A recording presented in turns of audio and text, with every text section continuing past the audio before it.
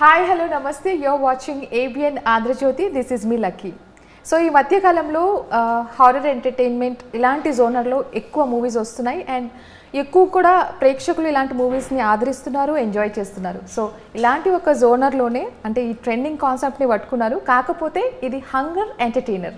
Yes, so Bakasura restaurant మూవీకి సంబంధించి ఎన్నో విషయాలు తెలుసుకుందాం. సో రైట్ నౌ మనతో పాటు ప్రవీణ్ గారు అండ్ డైరెక్టర్ శివ గారు ఉన్నారు. So let's talk and know more about the movie. Hi నమస్తే. సో మీరు బకాసురా రెస్టారెంట్ పెట్టిన తర్వాత నాకు తెలిసి ఇప్పుడు ఇదొక్క పేరుతో రెస్టారెంట్ లేదనుకుంటా, వస్తుందంటారా? ఇంతకుముంది ఏదో రెస్టారెంట్ ఎక్కడో ఉందంట మేడం, ఎక్కడో మరి క్లోజ్ అయిపోయాయంట. క్లోజ్ కూడా అయిపోయినాయా? అయ్యో. ఓకే, సో ఇదేంటంటే ఇది నెగిటివ్గా పోతుందా పాజిటివ్గా పోతుంది అంటారా బకాసురా రెస్టారెంట్ అనే ఈ టైటిల్? బకాసురా రెస్టారెంట్ అనేది క్యూరియాసిటీ టైటిల్. అంటే ఆ టైటిల్ చూసి కొంతమంది జడ్జ్ చేసేస్తున్నారు ఇది ఒక హర్రర్ కామెడీ అని చెప్పేసి. అంటే ఒక టైటిల్తోనే మా సినిమా ఏంటో చెప్పేసే టైటిల్ అనేసి మేము అనుకుంటున్నాం. హర్రర్ కామెడీ ఉంటుంది. నెగిటివ్గా ఎందుకు పోద్ది మేడం? ఫన్నీగా పోద్ది. అంటే మన పురాణాలు చూసుకుంటే అక్కడ ఇట్స్ నాట్ అ పాజిటివ్. మీరు మంచి పాయింట్ అడిగారు. బకాసురా అనేది మైథాలజీకి సంబంధించిన పాయింట్.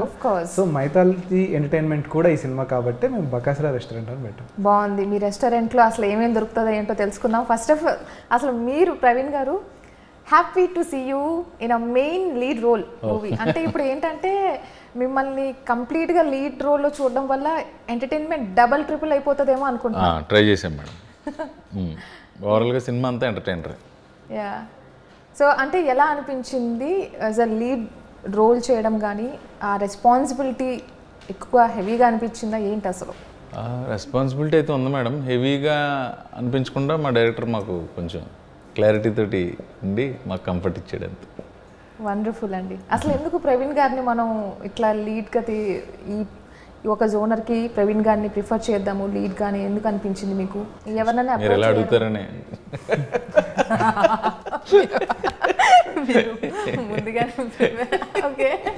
అంటే స్టోరీలో క్యారెక్టరైజేషన్కి ఏంటంటే ఒక పర్సనాలిటీ, కొంచెం పెద్ద పర్సనాలిటీ కావాల్సి ఉంటుంది. ఒక బ్యాచిలర్స్ రూమ్లో ఉండేది జరిగే స్టోరీ ఇది. సో ఆ రూమ్లో ఒక రెస్పాన్సిబిలిటీ పర్సన్ ఉండాలి. అంటే బ్యాచ్ కంటే కొంచెం పెద్దగా ఉండాలి అండ్ బాధ్యతలు వాల్యూస్ తెలిసిన పర్సన్ అయిన ఉండాలి. ఆ ఫేస్కి ప్రవీణ్ అన్న అయితే పర్ఫెక్ట్ సెట్ అవుతాడు అనిపించింది.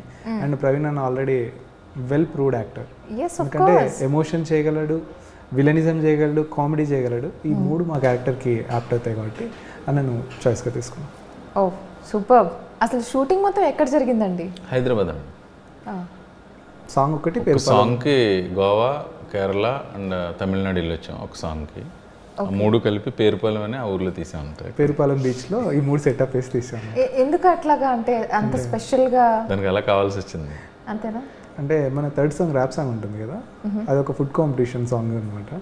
సో వీళ్ళు ట్రావెల్ అవుతున్నారని చెప్పడం కోసం ఒక బీచ్ కావాలి, కొబ్బరి తోటలు కావాలి, అవన్నీ పేరుపాలెం దగ్గర ఉంటాయి కాబట్టి ఒకే చోట మూడు చీటింగ్ ఉంటాం. చిన్న సినిమా కదా, అన్ని బడ్జెట్స్ ఇవ్వరు, ఒక లొకేషన్ ఇచ్చారనమాట. వండర్ఫుల్. శివ గారు, అసలు ఈ మూవీతో మీరు ఇంట్రడ్యూస్ అవుతున్నారు యాజ్ అ డైరెక్టర్గా. అసలు మీకు ఎలా అనిపిస్తుంది? అండ్ ఫస్ట్ మూవీయే మీరు ఇంత ఒక రకంగా చెప్పాలంటే experiment, good experiment we can say that. So ఎలా అనిపిస్తుంది మీకు? డెబ్యూటెంట్గా నేను ఫస్ట్ నా మార్క్ క్రియేట్ చేసుకోవాలని. సో అంటే నేను స్టోరీని, స్క్రీన్ ప్లేని నా పాయింట్ ఆఫ్ వ్యూలో ఎలా చెప్పగలను. అండ్ నాకు ఇంకొకటి ఏంటంటే మైథాలజీ మీద, పురాణాల మీద కూడా ఎంత పట్టు ఉందని ప్రూవ్ చేసుకోవడం కోసం నేను ఈ పాయింట్ తీసుకున్నాను అనమాట. యాజ్ యూజువల్ ఏంటంటే ఇది ఒక మా నాన్నగారి ప్యాషన్ అని. సో ఆయన ప్యాషన్ ఫుల్ఫిల్ చేయడానికి కూడా నేను డైరెక్టర్ అవ్వడం జరిగింది. ఇంతకుముందు మా నాన్నగారు తీశారు కొన్ని సినిమాలు. 2008లో ఒక బ్యానర్ ఉండేది మాకి. ఈజ్ వెరీ ప్యాషనేటెడ్ మూవీస్ అనమాట. అంటే నాన్నగారు ఏ సినిమాలు తీశారు? అవి ఎందుకులేండి, రిలీజ్ అయ్యాయి, అప్పట్లో లాస్ట్లో వెళ్ళిపోయాయి అన్ని. అంటే అంత పెద్ద ప్రచారం చెందినవి కాదు, మనం చెప్పుకోదగ్గ సినిమాలు కూడా కాదు. సో నాన్నగారు గైడెన్స్ మీకు ఉండింది అయితే మూవీస్? లేదు, నాన్నగారు కొంచెం హెల్త్ సిక్గా ఉండడం వల్ల ఆయన లాస్ట్ విష్గా నేను ఇప్పుడు మా ఫ్యామిలీలో ఒకరైనా ఉండాలనేది ఆయన విష్ అనమాట. సో ఇమీడియట్గా నేను కథ రాసి స్టార్ట్ చేయడం జరిగింది. సూపర్ అండి. అసలు అంటే ఎక్కడ వర్క్ చేశారు ప్రీవియస్? విరూపాక్షకు వర్క్ చేశారు. ఓ సూపర్. అంటే అది ఇంపాక్ట్ కనిపిస్తుందేమో అనిపిస్తుంది మాకు ఇక్కడ. ఎందుకు అలా కలిసి వచ్చింది. అక్కడ కార్తీక్ అన్న తీసిన సినిమా మైథాలజీ, నేను తీసినది కూడా సేమ్ అలాగే ఉంటుంది. ఓకే, సో మీరు ఇప్పటి వరకు ఇలాంటి జోనర్స్ అయితే టచ్ చేస్తున్నారు ఆల్రెడీ. మేము అలా చూసే మిమ్మల్ని బాగా లైక్ చేయడం స్టార్ట్ చేసాము ఎక్కువగా. అండ్ ఇక్కడ అంటే డిఫరెన్స్ ఏం, మీరు ఎలాంటి డిఫరెన్స్ చూసారు మీ క్యారెక్టర్ విషయంలో కావచ్చు, కథ విషయంలో కావచ్చు? మోర్ రెస్పాన్సిబిలిటీ ఉంది మేడం. నా క్యారెక్టర్ విషయంలో అంటున్నారా? ఆబ్వియస్లీ కొంచెం ఎక్కువ బాధ్యతలు పెట్టాడు అంతే నా మీద. అంటే మీకు ఏమైనా డిఫరెన్స్ కనిపించిందండి ప్రీవియస్? కొంచెం క్యారెక్టరైజేషన్ దృష్ట్యా నేను కొంచెం బాడీ కంట్రోల్లో పెట్టుకుని కొంచెం తగ్గించుకుని చేసి, పెద్ద డిఫరెన్స్ ఏం కాదు. సో కొంచెం ఆ బాధ్యత నేను ఎంత మోస్తాననేది సినిమాలో మీరు చూద్దరు కానీ, చూసిన తర్వాత మళ్ళీ అలా మాట్లాడుకుంటాం కదా మనం. డెఫినెట్లీ అప్పుడు మరింత విశ్లేషణతోటి. అంటే ఇది కంప్లీట్గా ఫుడ్ మీదే ఉందా? అంటే బకాస్ ఆబ్వియస్లీ ఎమోషన్ మీద ఉంటుంది. ఓకే, ఒక మిడిల్ క్లాస్ పర్సన్కి సపోర్ట్ కావాలి, ఒక గోస్ట్కి ఒక విషయం ఉంటుంది, వీళ్ళిద్దరి మధ్యలో జరిగే చిన్న ఎంటర్టైన్మెంట్ డ్రామా అండ్ ఎమోషన్స్తో ఈ కథ ఉంటుంది. ఓకే, అంటే మాకు ట్రైలర్లో ఆబ్వియస్లీ మీకు ట్రైలర్లోనే కథ చెప్పేసాం కదా, పాము ఆకలి తీర్చడానికి కప్పకు మోక్షం ఇస్తారని. అవును, ఇక్కడ పాము ఆకలి తీరడమే కప్ప మోక్షానికి దారి, ఆ గోస్ట్ ఆకలి తీరడమే ఇలా సక్సెస్కి దారి అన్నట్టు ఉంటుంది కదా. ఓకే, సో దానికోసం ఎంత కష్టపడ్డారు?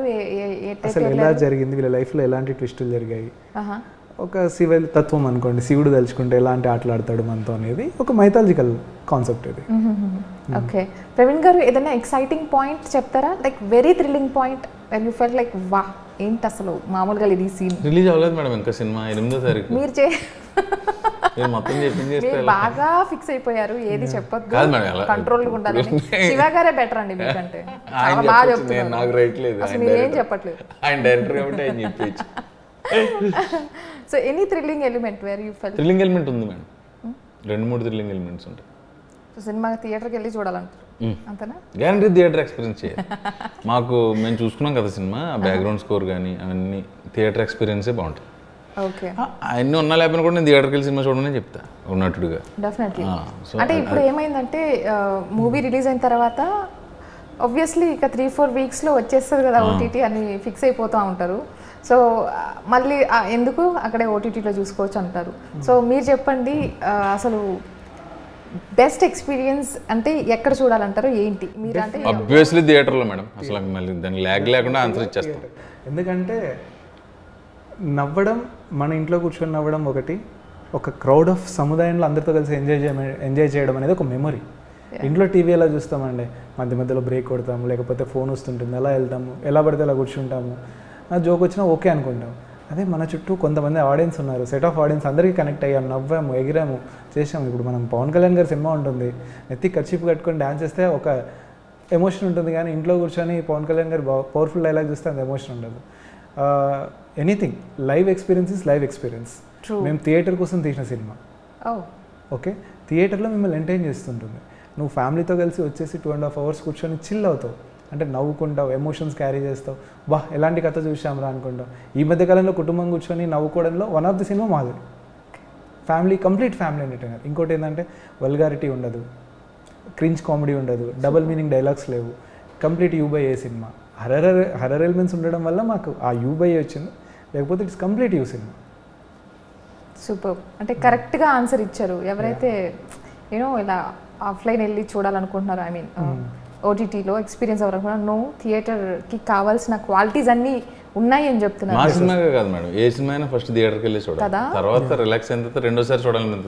ట్రెండ్ చేంజ్ అయిందండి ఏంటో మరి ఈ మధ్య అసలు కొంతమందిలో, అందరిలోనూ కాదండి. సో ఇప్పుడు మన సినిమా రంగంలో ఎన్నో మార్పులు మనం చూస్తున్నాం. లైక్ కథ విషయంలో కావచ్చు, కమర్షియల్ ఎలిమెంట్స్ కావచ్చు, ఆ విఎఫ్ఎక్స్ వర్క్స్ కావచ్చు. సో అసలు ఆ చేంజెస్ అసలు ఎలా అనిపిస్తున్నాయి? అంటే is it a positive change అని అనిపిస్తుందా? ఆ వర్క్ విషయంలో కావచ్చు, కథ విషయంలో కావచ్చు, మీ ఒపీనియన్ ఏంటి దీని మీద? జనరల్ పాజిటివ్గానే ఇల్లీగల్ది అప్గ్రేడ్ అవుతే వెళ్తూ ఉంటుంది కదా మేడం, టెక్నాలజీ అవ్వచ్చు, ఏదైనా అవ్వచ్చు, అలాగే కథలు అవ్వచ్చు. అది అంటే మీకు ఈ అప్డేట్స్ అనేటివి ఇండియన్ మూవీ స్టాండర్డ్స్ పెంచుతున్నాయి. ఒకప్పుడు హాలీవుడ్లోనే మనకు మంచి మంచి గ్రాఫిక్స్ వచ్చేటివి, లేకపోతే సూపర్ న్యాచురల్ పవర్స్ కానీ, ఐరన్ మ్యాన్, సూపర్ మ్యాన్ ఇలాంటివి హాలీవుడ్ వాళ్ళు మాత్రమే తీయగలరని చెప్పే కాడ నుంచి మన తెలుగులో కూడా తీయగలము. ఇప్పుడు మహావతార్ నరసింహ ఉందండి, ఇట్స్ అసలు అవతార్ ఆ రేంజ్ ఏ సిరీస్ కూడా ఏవి పనికిరావు మన దాని ముందర. సో అలాంటివన్నీ తీయడానికి ఇలాంటివి అప్డేట్ అవుతాయి.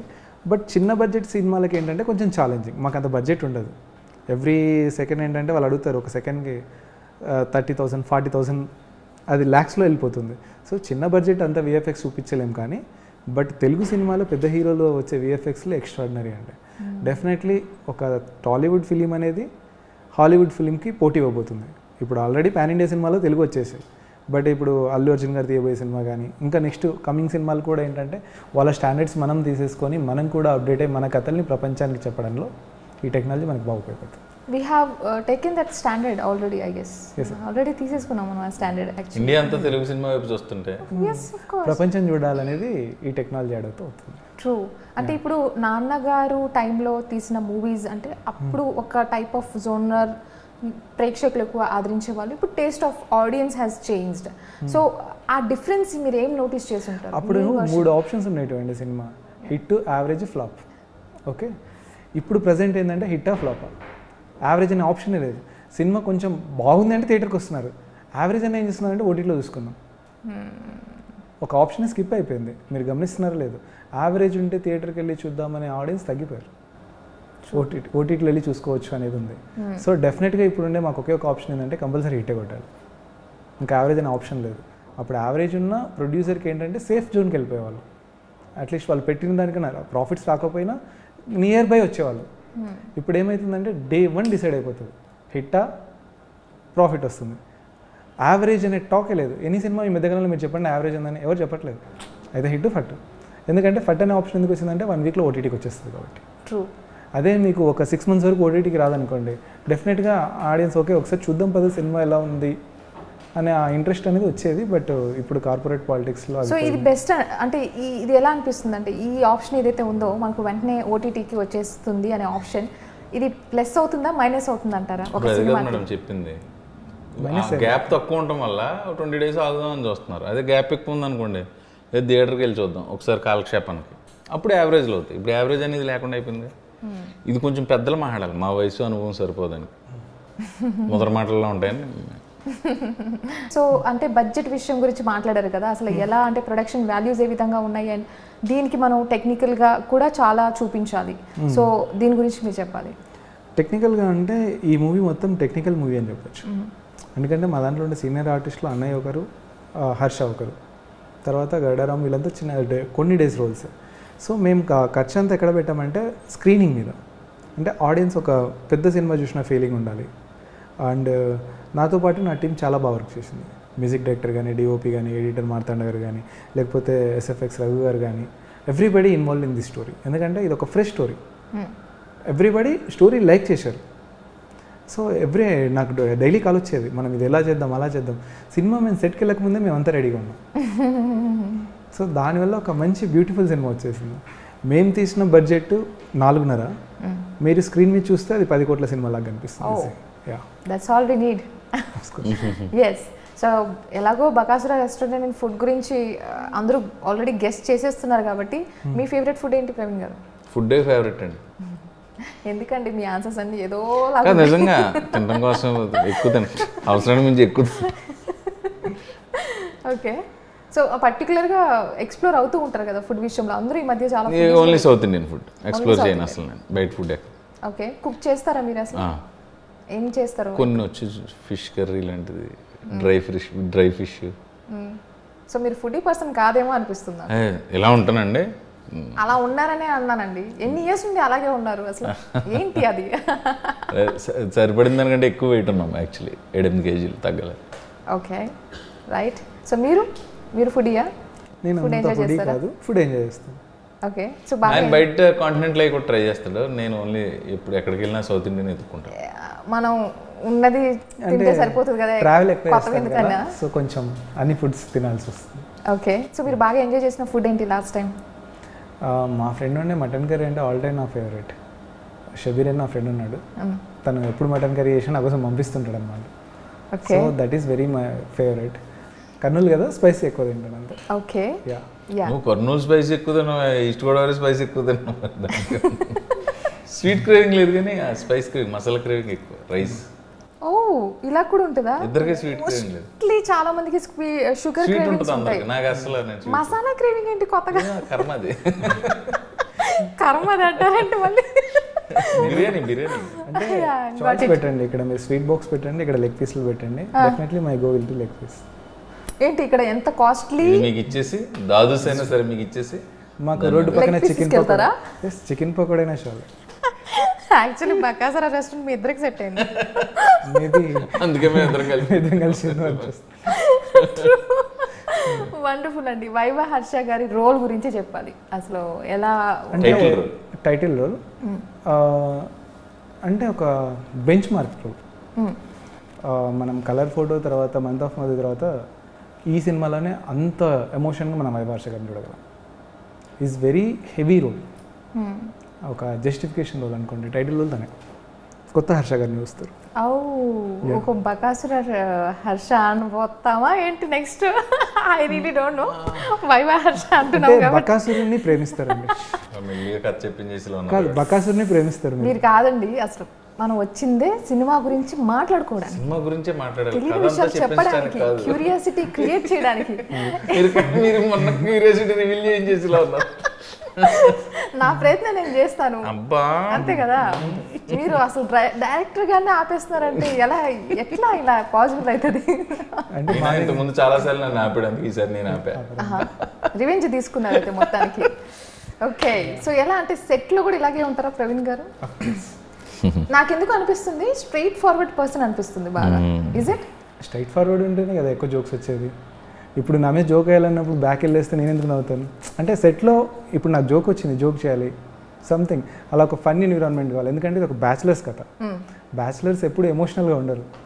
ఒకటి కింద పడ్డా పడిపడి నవ్వుతారు తప్ప అయ్యో నువ్వు కింద పడ్డావా నీ క్రీమ్ ఇస్తాను ఇలా ఉండదు. అలా ఎవరు చేస్తారు? అదే బాగా పడ్డావరా అంటది. సో మాకు ఈ టైప్ ఆఫ్ పడ్డావా? Yeah of course. ఏంటి ఎవరైనా కింద పడితే బాగా పడ్డారా అంటారా? ఇదేదో బాగుంది మీ ఇద్దరు కాంబినేషన్, నాకు బాగా నచ్చింది. యాక్చువల్లీ ఈ కాంబినేషన్ క్రియేట్ చేసిన ఫన్ అయితే ఇంకా చాలా బాగుంటుందని అర్థమవుతుంది నాకు. డెఫినెట్గా కదా, వండర్ఫుల్. సో ఇంకా ఇంపార్టెంట్ రోల్స్ గురించి మీరు చెప్పాలి. వైవా హర్ష గురించి అయితే మేము చాలా ఎక్స్పెక్టేషన్స్ పెట్టుకున్నాం. I think we will reach that expectations. So other important roles and గడారామ్ గారు, అంటే మీరు కేజీఎఫ్లో ఎంత గుర్తుపెట్టుకున్నారో బకాస్ రెస్టారెంట్లో కూడా అంతే గుర్తుపెట్టుకుంటారు. అండ్ స్పాంటినిటీకి కింగ్ కృష్ణ భగవాన్ గారు, ఒక ఫ్రస్ట్రేటెడ్ బాస్ శ్రీకాంత్ అయ్యం గారు, తర్వాత బ్యూటిఫుల్గా ఈ రామ్ పటాస్ కానీ జయకృష్ణ కానీ ఒక ఫన్నీ నాన్ సింక్లో కామెడీ చేయడం కానీ, ఒక అమర్ టైమింగ్ వివేక్ డెబ్యూ అయినా ఒక బ్యూటీ ఉంటుంది వీళ్ళ 5 మందిలో. అంటే ఒక ఫ్రెష్నెస్, ఈ కథను చూస్తే ఎప్పుడూ చూసిన కథలా ఉండదు, బా ఇలా ఎంత మంచి కథ అన్నట్టు ఒక ఫ్రెష్నెస్ రాబోతుంది కథలో. ఓకే, అంటే ఈ ఏమన్నా హిస్టరీ పాయింట్స్ ఏమైనా వస్తాయా? హిస్టారికల్ పాయింట్స్ ఏమైనా ఇక్కడ మెన్షన్ అవుతాయా స్టోరీలో? కొన్ని మెన్షన్ అవుతాయి. ఓకే, సో దాన్ని డీల్ చేయాలంటే చాలా జాగ్రత్తగా చేయాలేమో కదా. అక్కడ మీరు ఏది మిస్ అవ్వకూడదు, మిస్ గైడ్ చేయకూడదు, ప్రాపర్గా. అంటే అంత బిగ్ పాయింట్ తీసుకోలేదు, ఫస్ట్ సినిమా కాబట్టి నేను నాకుండే బడ్జెట్ లిమిట్స్, నేను ఎక్కువ మిస్టర్కి వెళ్తే సీజీకి వెళ్ళిపోవాల్సి వస్తుంది. సో నాకు అంత బడ్జెట్ ఉండదు కాబట్టి ఒక చిన్న లైన్ తీసుకున్నాను, దాన్ని పర్ఫెక్ట్గా డ్రైవ్ చేశాను అనుకుంటున్నాను. ఓకే, అండ్ సాంగ్స్ ఎలా అంత ఇంపార్టెంట్ రోల్ ప్లే చేస్తాయి అంటే ఇలాంటి కామెడీ హారర్కి? మా సాంగ్స్ ఏంటంటే స్టోరీ టెల్లింగ్ సాంగ్స్. ఇప్పుడు ఫస్ట్ సాంగ్ మీకు రిలీజ్ అయింది జాతీయం అని చెప్పేసి. బ్యాచిలర్స్ లైఫ్లో అన్ని జాతీయం ఉంటాయి, షర్ట్స్ బట్టలు ఇటలు, వాళ్ళ మధ్యలో బాండింగ్ ఉంటుంది, దాని గురించి సాంగ్ ఉంటుంది. మీరు సెకండ్ సాంగ్ ఏం వింటారు, అయ్యేమ్రా జీవితం సెటరికల్ రాహుల్ చిప్లిగంజి పాడారు. అంటే ప్రతి మనిషిలో ఒక బ్యాడ్ లక్ ఉంటుంది, దాని గురించి ఒక సాంగ్. ఇంకోటి మా టైటిల్ ర్యాంప్, బకాసుడు వీళ్ళ లైఫ్లో ఎలాంటి సూపర్ హీరో అనేది. ఇంకా ఫోర్త్ సాంగ్ మేము రివీల్ చేయట్లేదు, సినిమాలో చూస్తారు. డెఫినెట్లీ ఎవ్రీథింగ్ స్టోరీ రిలేటెడ్ అంతే. యా, ప్రవీణ్ గారు మీరు చాలామంది డైరెక్టర్స్తో వర్క్ చేశారు, like you have seen a lot of things in industry. Shiva గారితో వర్క్ చేయడం అసలు ఏమన్నా కొత్తదనం అంటే ఎలా అనిపించింది? మీ ఎక్స్పీరియన్స్ ఏంటి? చాలా కంఫర్టబుల్గా అనిపించింది. తనకున్న క్లారిటీ మాకు మోర్ కంఫర్ట్నిచ్చింది. అంటే మీకు ఆ ట్రస్ట్ ఎలా గెయిన్ అయింది? ఒక డెబ్యూటెంట్గా తను వస్తున్నాడు కదా. కథ చెప్పినప్పుడు తన కాన్ఫిడెన్స్ అండి తీయగలడం అనిపించింది. ఫస్ట్ 2 రోజులు కొంచెం కొత్తగా ఉంటుంది టీం అంతా, కొంచెం ఆ కోఆర్డినేషన్ అన్నీ సెట్ అయ్యి 2వ రోజు నుంచి నీట్గా వెళ్ళిపోయింది. ఎప్పుడు ఒక రోజు కూడా మోర్ క్లారిటీతో ఉండేవాడు. That clarity provides us more comfort. True అండి, అంటే ఆ విజన్ అనేది వెరీ ఇంపార్టెంట్ కదా ఏదన్నా మనం వర్క్ చేసేటప్పుడు. చూసే విధానం, దృష్టికోణం ఉంటుంది కదా, పర్సెప్షన్. సో మిమ్మల్ని మేము ఫర్దర్గా ఎలాంటి ప్రాజెక్ట్స్లో ఎక్స్పెక్ట్ చేయొచ్చు? అది నా డైరెక్టర్లు నాకు ఇచ్చే అవకాశాలను బట్టి ఉంటుంది. Wow, what an answer, expected answer. So Bakasura restaurant I mean ప్రేక్షకులు వచ్చి కూర్చున్న దగ్గర నుంచి వెళ్ళే వరకు నవ్వుతూ చచ్చిపోవాలని మనస్ఫూర్తిగా కోరుకుంటున్నాను. వెళ్ళే వరకు నవ్వి లాస్ట్ 5 నిమిషాలు కొంచెం మంచి ఎమోషన్ కూడా తీసుకుని చిన్న పాటు ఒక కథ, చిన్న ఆ బరువును కూడా తీసుకెళ్తారు. కొత్త కథను తెలుసుకుంటారు. సూపర్. సో మేమైతే చాలా క్యూరియస్గా ఉన్నాము, ఎక్సైటెడ్గా ఉన్నాము. Let's see how it goes. But congratulations in advance. Thank you so much for your time. Thank you. Thank you Thank you so అండి. మచ్ అండి. సో ఇది వాళ్ళ స్పెషల్